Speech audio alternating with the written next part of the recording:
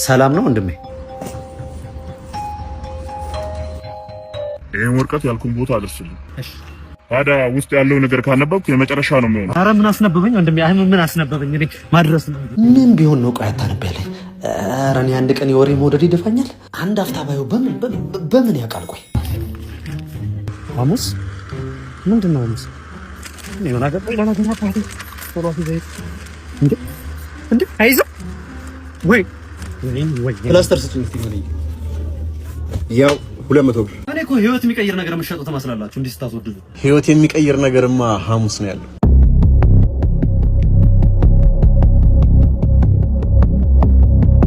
በቃ ሐሙስ አይቀርም። እሺ ምንድን ነው ሐሙስ? እናቴ አራዳምጪኝ እናቴ ቆንጂ ቆንጆ ሐሙስ ሁላችሁም ህይወት ይቀየራል።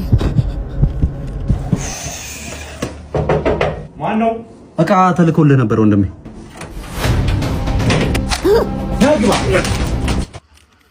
ወይ ወንድሜ ይቅርብኝ፣ ሌላ ስራ ስላለኝ ማለት ነው። ሌላ ሰው ጥራሽ። እቺ በቃ ሌላ ሰው ጥራ። አንዴ ካነበብከው በኋላ ወዴት ነው የምትሄደው?